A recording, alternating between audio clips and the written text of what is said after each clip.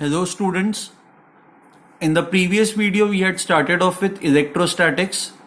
We had seen how the charges are induced. हम लोगों ने ये भी देखा था कि चार्ज क्वांटाइज्ड होता है. क्वांटाइज्ड होता है मतलब किसी भी ऑब्जेक्ट पे जो चार्ज होता है it is the multiple of 1.6 into 10⁻⁻19 coulombs, right. सो ये सारी चीज़ें जो है हम लोगों ने प्रीवियस लेक्चर में देखी हुई थी. Now from this lecture onwards we will be talking about two variables that are very important in electrostatics. First one is something called as force between charges, जिसको हम लोग कहते हैं electrostatic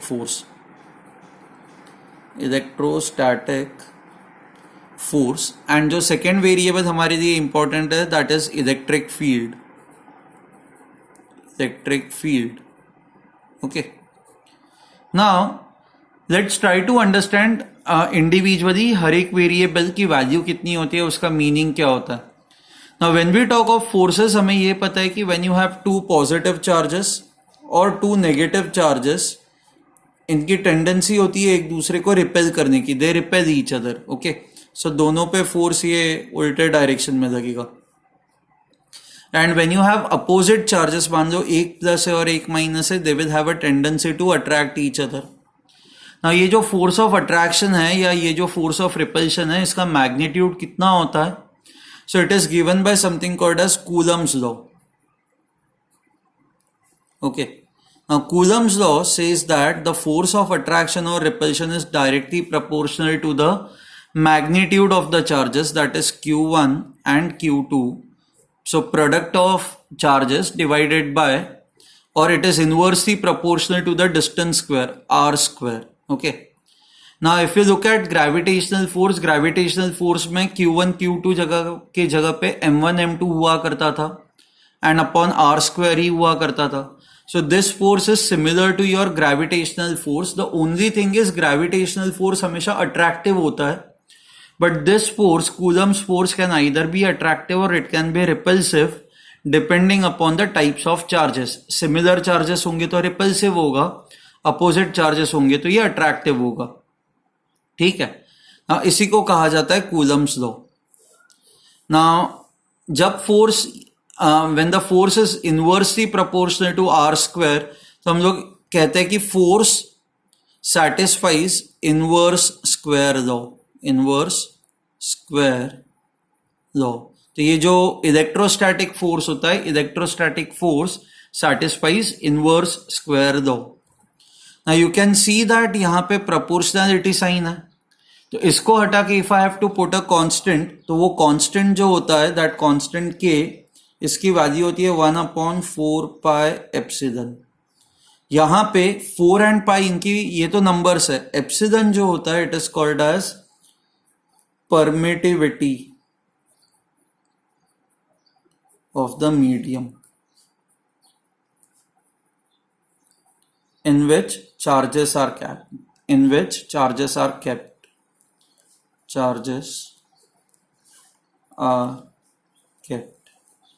Okay, so let's say in first case you have two positive charges q1 q2 separated by a distance r and they are kept in air.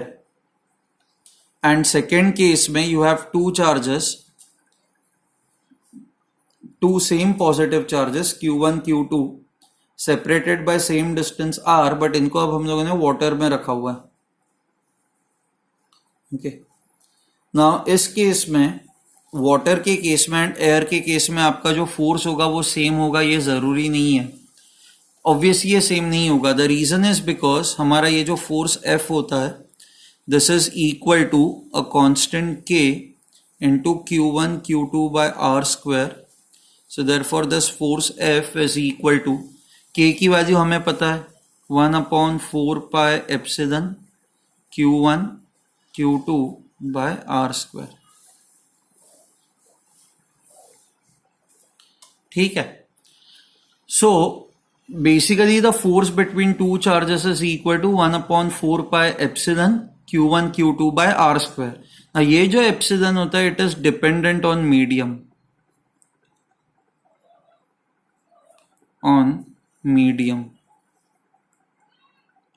Now for vacuum और air and vacuum के लिए value इसकी same होती है, for air और vacuum, okay, epsilon is written as epsilon naught, and इसकी जो value होती है that is 8.85 into 10⁻⁻12 SI units. SI units आप निकाल सकते हो, आपको यूनिट्स एंड डायमेंशंस आता है, you can find out the SI units. Okay, so SI units यहाँ पे क्या आएंगे? SI units it will be equal to coulomb square upon newton into metre square. So for air, so initially when the two charges are kept in the air, तो आप ये जो epsilon है इसके जगह पे आप लिखोगे एप्सिलॉन नॉट, तो यहाँ पे force in this case will be equal to 1/4 pi epsilon naught Q1 Q2 upon R square. ठीक है, now when you keep the charges in water, water के लिए, फॉर वाटर और for any other medium, for any other medium,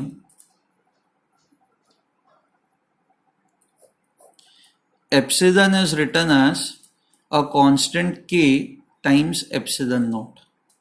vacuum के लिए बस epsilon equal to आप epsilon naught लिख देते हो। For any other medium epsilon is equal to k into epsilon naught. This k is different from this k, मतलब ये दो केस अलग है। इसको कहा जाता है डाई इलेक्ट्रिक कांस्टेंट, एंड ये हमेशा उस मीडियम के ऊपर डिपेंड करता है। ओके, सो जैसे फॉर वाटर k की वैल्यू बहुत ज्यादा होती है, value for k is 80 for water, तो for different mediums value of k is different. Okay, तो यहां पे the force between two charges is equal to 1/4 pi epsilon not into k। आप एप्सिलॉन के जगह पे एप्सिलॉन नॉट इंटू k लिखोगे, into Q1 Q2 by R square। Okay, now this is force in air and this is force in water। now if you look at the two relationships, आपको ये realise होगा कि काफी सारी चीजें same है। 1/4 pi epsilon not, 1/4 pi epsilon naught, Q1 Q2 by R square, Q1 Q2 by R square, ये भी सेम है। बस ये यहाँ पे एक्स्ट्रा एक फैक्टर आता है ना k का। So if I do force in water upon force in air, what would I get? Force in air, आप चेक करो तो बस you will get this as 1/k। So I can say this, therefore force in any medium is equal to force in air divided by k।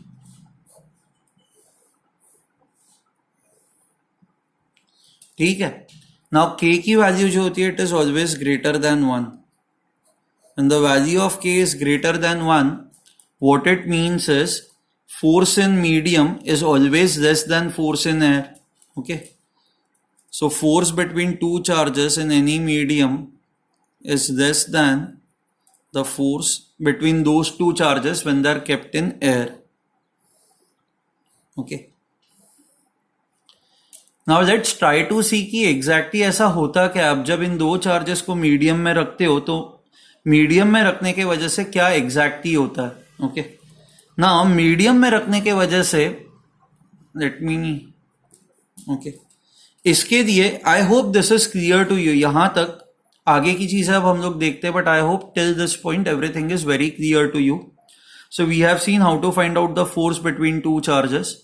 अच्छा, the direction of forces is very simple, मैंने आपको पहले भी बताया हुआ है। When you have two positive charges, यहां पे I am assuming these are point charges. हाँ,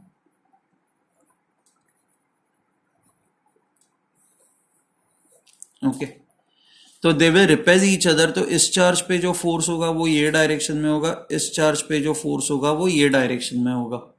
okay, when you have two opposite charges, मान लो एक प्लस है और एक माइनस है,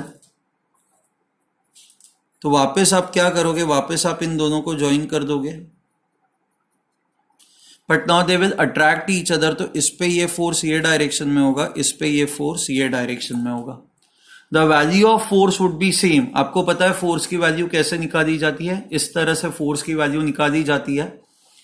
तो दोनों पे जो फोर्स लगेगा that will be same, so I can write force on both charges is same. Charges is same, ठीक है। सो यहां तक आपको एटलीस्ट ये पता चल गया how to find out the forces, how to find out forces, directions कैसे निकाले जाते हैं। Okay, so let's say if you have more than 2 charges, let's say if you have 3 point charges और 4 पॉइंट चार्जेस, मान लो ये एक square है और स्क्वायर के कॉर्नर पे 1 2 3 4 ऐसे 4 चार्जेस रखे हुए हैं एंड आपको इस चार्ज पे मान लो फोर्स निकालना है। So this is let's say charge 1, this is charge 2 and let's say this is charge 3। ना अगर जो सारे पॉजिटिव चार्जेस है तो सारे एक दूसरे को रिपेल करेंगे, तो ये जो चार्ज 1 है वो इस पे फोर्स ये डायरेक्शन में लगाएगा, चार्ज 3 है वो इस पे फोर्स ये डायरेक्शन में लगाएगा F3, एंड चार्ज 2 जो है वो इस पे force along this line force ये डायरेक्शन में लगाएगा F2। आपको इवेंचुअली क्या करना है, आपको इवेंचुअली इन तीनों फोर्सेस का रिजल्टेंट फाइंड आउट करना है। ये फोर्स वेक्टर होता है, सो आप इनका रिजल्टेंट फाइंड आउट करोगे एंड रिजल्टेंट फाइंड आउट करके once you have the resultant that will be your net force, ठीक है। Similarly let's say अगर जो you have hexagon, ठीक है, ये इस तरह का हेक्सागोन है, हर एक कॉर्नर पे आपने चार्ज रखा हुआ है 2 3 4 5 6। ओके, नाउ लेट्स से ये हेक्सागोन का ये सेंटर है। ओके, एंड लेट्स से ये सारे चार्जेस इक्वल है Q Q Q Q Q Q। Okay, and you have kept a charge over here जिसका मैग्नीट्यूड कुछ भी हो सकता है, let's say small q। Okay, and you have to find out the net force on this charge. Now to find out net force आप कैसे निकालोगे, मान लो सारे चार्जेस पॉजिटिव ही है या सारे चार्जेस नेगेटिव ही है, तो जो भी फोर्सेस होंगे वो रिपल्सिव फोर्सेस होंगे। अब if you look at this charge, वो इस पे जो फोर्स है ये डायरेक्शन में लगाएगा, and if you look at this charge जो एग्जैक्टली इसके अपोजिट है, एंड जितना ये डिस्टेंस है उतना ही ये डिस्टेंस है ना, तो अगर जो इसके और इसके बीच में आपका फोर्स है F1, तो इसके और इसके बीच में भी आपका फोर्स सेम ही होगा, that would also be F1, क्योंकि ये दो चार्जेस भी सेम है। आपका फोर्स क्या होता है 1/4 pi epsilon not K Q1 Q2 divided by R square. Now for these two charges Q1 and Q2 are, इनकी वैल्यूज क्या है, capital Q and small q. For these two charges also the value is capital Q and small q, तो आपका numerator तो same है। Similarly ये distance and ये distance same है तो आपका डिनोमिनेटर भी सेम है। तो इस केस में दोनों पे जो फोर्सेस होंगे ये फोर्सेस सेम होंगे। फोर्सेस सेम होंगे तो क्या होगा कि ये दोनों फोर्सेस एक दूसरे को कैंसल आउट करेंगे। अब दोनों फोर्सेस एक दूसरे को कैंसल आउट करेंगे तो इस तरह से इन दोनों के वजह से इस पे नेट फोर्स 0 होगा, वैसे ही इन दोनों के वजह से इस पे नेट फोर्स 0 होगा, एंड इन दोनों के वजह से भी इस पे नेट फोर्स 0 होगा। So in this case I can say net force is 0 on this charge. Net force on Q is equal to 0, ठीक है। Okay, so now going forward आपको हमेशा ये याद रखना है कि आपने ऑलरेडी बहुत सारे टाइप के फोर्सेस देखे हुए। You have seen gravitational force, tension force, buoyancy force, friction force, but अब चार्जेस जब आ जाएंगे तो और एक फोर्स बस ऐड हो जाएगा उसमें, that is your electrostatic force. Okay, ना हम लोगों ने ये देखा है कि ये इलेक्ट्रोस्टैटिक फोर्स जो होता है इसकी वैल्यू जो होती है वो मीडियम पे डिपेंड करती है, depends upon the medium. Okay, gravitational force ऐसा नहीं था ना, ग्रेविटेशनल फोर्स जो था उसकी वैल्यू थी Gm1m2 बाय R स्क्वायर, और हम लोगों ने कहा था कि G ये यूनिवर्सल कांस्टेंट है, तो अब कहीं पे भी जाओ यूनिवर्स में इसकी वैल्यू जो है वो चेंज नहीं होगी। So this was constant everywhere, this was independent of the medium. Of medium. But ये जो इलेक्ट्रोस्टैटिक फोर्स है, this electrostatic force is dependent on the medium. Is this fine? Okay, ठीक है.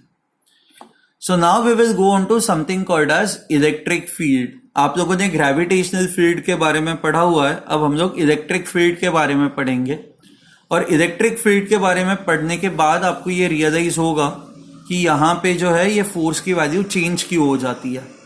ठीक है. So we will now start off with electric field. अब electric field क्या होता है? सी हमने ये तो देखा ही है कि when you keep two charges close to each other, और क्लोज टू नहीं, आप जब दो चार्जेस रखोगे तो क्या होता है कि these two charges they exert force on each other. The two charges exert force on each other. Okay, ये चीज हमें पता है. नाउ द क्वेश्चन इज, ये जो फोर्स एक्सर्ट होता है ये किस तरह से होता है वो अब हमें देखना है. So what happens is when you bring the first charge, मान लो आप पहला चार्ज लेके आते हो, let's say this is a point charge. तो ये जो पॉइंट चार्ज है ये अपने आसपास, ये जो पॉइंट चार्ज है सॉरी, ये अपने आसपास एक फील्ड क्रिएट करता है. जैसे मान लो कोई मास है तो मास अपने आसपास एक ग्रेविटेशनल फील्ड क्रिएट करता है. उसी तरह से ये जो चार्ज है वो अपने आसपास, ये जो उसका सराउंडिंग है, उस सराउंडिंग के अंदर वो चेंजेस लेके आता है, वो एक फील्ड क्रिएट करता है. उस फील्ड को कहा जाता है electric field. So let's say ये अपने आसपास ना ये एक ऐसी, इस रीजन में ये एक इलेक्ट्रिक फील्ड क्रिएट करेगा. लेट्स से यहाँ पे let me show electric field is created. Okay, now ideally ये जो रीजन होता है वो इन्फिनाइट बड़ा होता है, इतना छोटा नहीं होता, बट ये बस आपको एक्सप्लेन करने के लिए मैं ये कर रहा हूँ. So this charge will produce electric field around itself. Okay, now once this produces electric field around itself, let's say this charge was q1, this was q2, so ये आपका चार्ज q1 है. अब जैसे ही इस इलेक्ट्रिक फील्ड के अंदर, आप मान लो इस इलेक्ट्रिक फील्ड के बाहर आपने कोई चार्ज रखा है ना, तो इस पे कोई फर्क नहीं पड़ेगा. बट जैसे ही इस चार्ज को आप इस इलेक्ट्रिक फील्ड के अंदर लेके आते हो, मान लो आप यहां पे रख देते हो q2, this charge experiences force.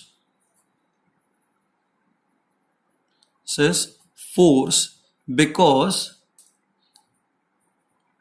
this charge q2 interacts with the field, with electric field produced by charge 1, produced by q1. सो अब आपको ये समझ में आया, ये डायरेक्टली इससे इंटरैक्ट नहीं करता, या ये डायरेक्टली इससे इंटरैक्ट नहीं करता. ये Q1 जो अपने आसपास इलेक्ट्रिक फील्ड प्रोड्यूस करता है, वो इलेक्ट्रिक फील्ड इस चार्ज के साथ इंटरैक्ट करती है. इस इलेक्ट्रिक फील्ड के वजह से इस चार्ज पे जो है वो फोर्स लगता है, and that is why it experiences a force. अब जैसे इस Q2 को इस इलेक्ट्रिक फील्ड के बाहर रख दोगे, फोर्स विल बिकम जीरो, इस पे कोई फोर्स ही नहीं लगेगा. बट जैसे ही आप इस इलेक्ट्रिक फील्ड के अंदर रखोगे, it will experience a force. Okay, now let's try to see कि ये फोर्स कितना होता है. so, उसके लिए हम लोग इलेक्ट्रिक फील्ड को डिफाइन ही इस तरह से करते हैं. Definition of electric field. Electric field को अब लिखा ऐसे जाएगा, electric field is a vector. Okay, so how do you define electric field? Electric field at any point, is equal to, is numerically equal to force experienced by a unit charge kept at that point.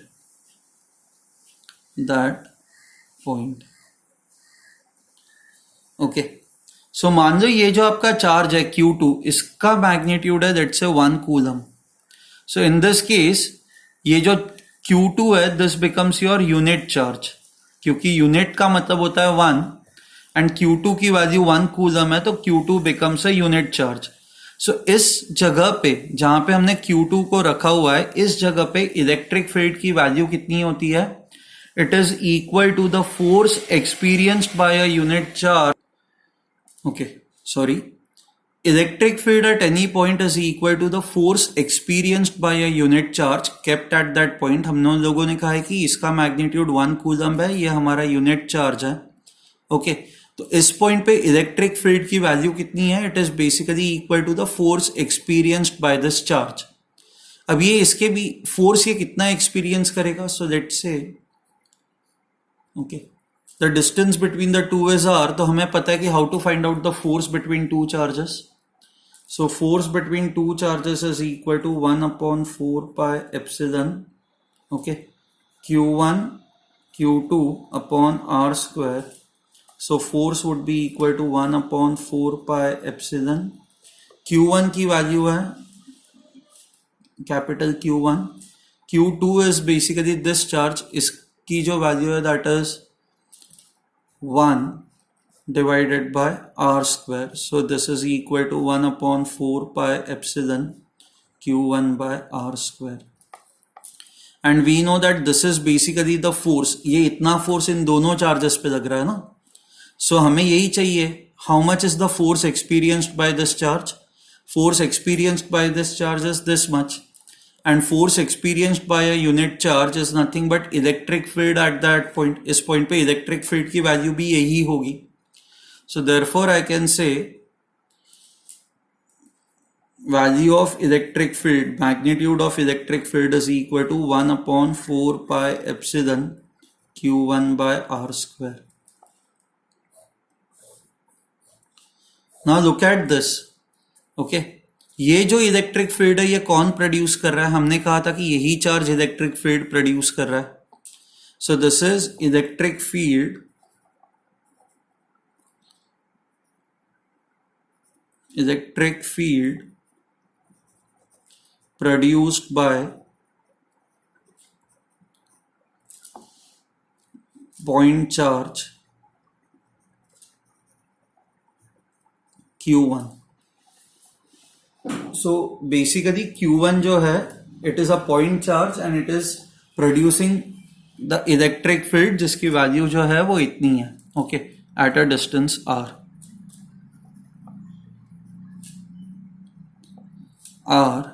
From it. Okay, so I hope this is clear to you.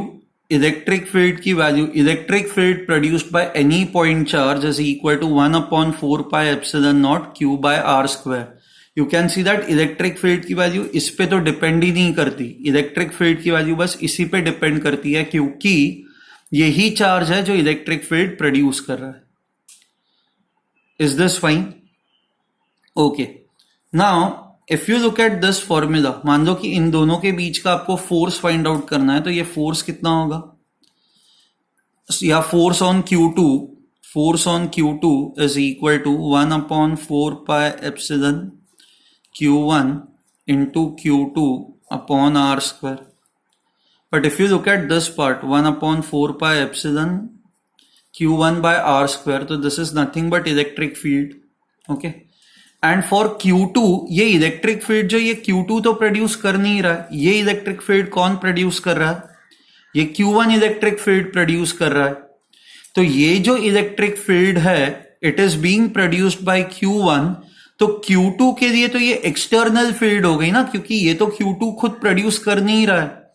यहां पे जो भी electric field है that is produced by Q1 and जिसकी value इतनी है, तो I can say that this is external electric field for Q2 because Q2 is not producing it, someone else is producing it. So that is why this can be written as F is equal to Q2 into E. Now understand this formula very well. Okay, ये अब मैं इसको लिखता हूं यहां पे.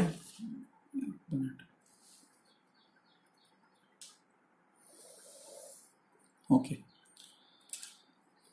when you have electric field, let's say यहां पे ये इलेक्ट्रिक फील्ड किसी तो पॉइंट पे इस डायरेक्शन में.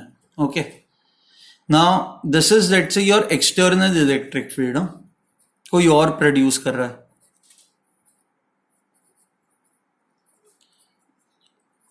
नाउ इस इलेक्ट्रिक फील्ड में जब आप कोई एक चार्ज रखते हो, let's say you keep a charge, okay, which is charge Q. So this charge Q will experience a force. जैसे हमने ये यहां पे देखा था, ओके, कि आप जब किसी भी चार्ज को इलेक्ट्रिक फील्ड के अंदर रखते हो तो इट एक्सपीरियंसेस अ फोर्स, वैसे ही यहां पे this charge, because it is kept in an external electric field, it will experience a force. This charge experiences force. And ये फोर्स की वैल्यू कितनी है? The value of this force is equal to this charge Q multiplied by the external electric field. इसके लिए जो भी external field है, will put that field over here. Okay, now using this you can find out the units of electric field. तो electric field के units क्या होंगे? External या just units of electric field is simply equal to force upon charge. Force का होता है Newton, charge का होता है coulomb. So units of electric field is Newton पर कूलम. ठीक है ना, हम लोगों को एटलीस्ट ये तो पता चल गया कि पॉइंट चार्ज के वजह से इलेक्ट्रिक फील्ड की वैल्यू कितनी होती है. पॉइंट चार्ज के वजह से इलेक्ट्रिक फील्ड की जो वैल्यू होती है, it is 1/4 pi epsilon Q by R square. We know this, okay. But हम लोगों ने कहा है कि इलेक्ट्रिक फील्ड ये एक वेक्टर होता है, तो इस वेक्टर का डायरेक्शन क्या होता है? How do you find out the direction of vector? Again we will make use of this. Now Q1 and Q2 को अगर जो आपने ऐसे रखा हुआ है, तो Q2 पे फोर्स कौन से डायरेक्शन में लगेगा? फोर्स का डायरेक्शन फाइंड आउट करना बहुत सिंपल है ना. मैंने आपको कहा है कि दो सिमिलर चार्जेस है, तो फोर्स जो होगा वो रिपल्सिव फोर्स होगा.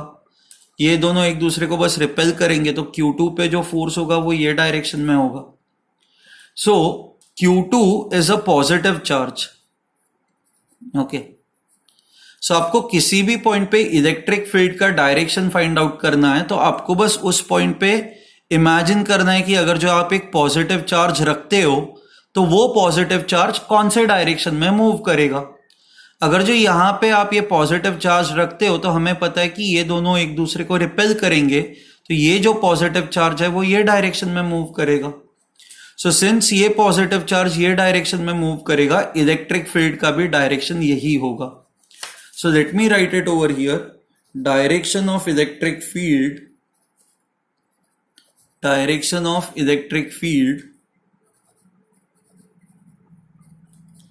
Okay, is same as the direction of force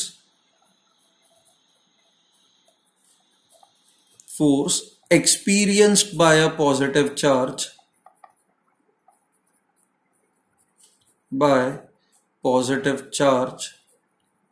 kept at that point.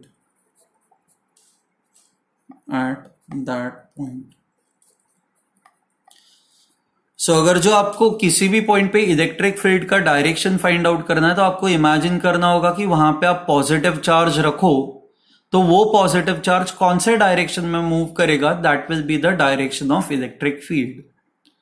ठीक है. सो जैसे इस एग्जाम्पल में Q1 जो है वो इलेक्ट्रिक फील्ड प्रोड्यूस कर रहा है, एंड इस पॉइंट पे जब आप Q2 को रखते हो, तो हमें पता है Q2 ये डायरेक्शन में फोर्स एक्सपीरियंस करेगा, तो इलेक्ट्रिक फील्ड का डायरेक्शन ऐसा होगा. So now let's conclude this. Let's say you have a point charge, positive point charge. मान लो आप इस जगह पे एक पॉजिटिव चार्ज रखते हो, तो ये पॉजिटिव चार्ज कौन से डायरेक्शन में मूव करेगा? आपको बस इस लाइन को ज्वाइन करना है, तो ये पॉजिटिव चार्ज जो है वो ये डायरेक्शन में मूव करेगा, तो इलेक्ट्रिक फील्ड की भी जो वैल्यू होगी वो ये डायरेक्शन में होगी. सो किसी भी पॉइंट पे यहां पे इलेक्ट्रिक फील्ड की value it is in this direction, okay, outwards from this charge. मान लो यहां पे आप एक कोई चार्ज रखते हो, पॉजिटिव चार्ज, वो कौन से डायरेक्शन में मूव करेगा? तो आप इन दो पॉइंट्स को ज्वाइन कर दोगे, एंड वी नो ये पॉजिटिव चार्ज ये दोनों एक दूसरे को रिपेल करेंगे, तो इस पे जो फोर्स होगा वो ये डायरेक्शन में होगा, तो इलेक्ट्रिक फील्ड का भी डायरेक्शन यही आउटवर्ड ही होगा. सिमिलरली यहां पे अगर जो आप एक पॉजिटिव चार्ज रखते हो तो ये जो पॉजिटिव चार्ज है this will experience a force in this direction. अब अगर जो ये फोर्स ये डायरेक्शन में एक्सपीरियंस करेगा तो इलेक्ट्रिक फील्ड का भी डायरेक्शन इस पॉइंट पे यही होगा। So due to a positive charge what we find is we find this कि इलेक्ट्रिक फील्ड का जो डायरेक्शन है वो ऐसा होगा, away from the positive charge.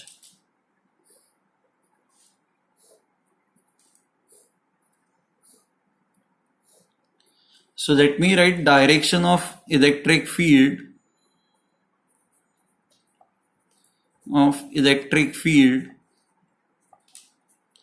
due to positive charge, positive point charge is radially outward,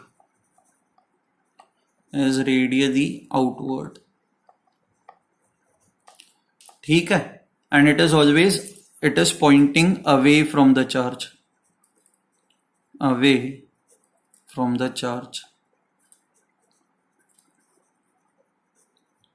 okay। now we know this, अगर जो आप यहां पे एक पॉजिटिव चार्ज रखोगे तो इस पे फोर्स ये डायरेक्शन में होगा, इस पे फोर्स ये डायरेक्शन में होगा, तो इलेक्ट्रिक फील्ड का भी डायरेक्शन यही है। सो इलेक्ट्रिक फील्ड का भी डायरेक्शन ये है, फोर्स का भी डायरेक्शन ये है।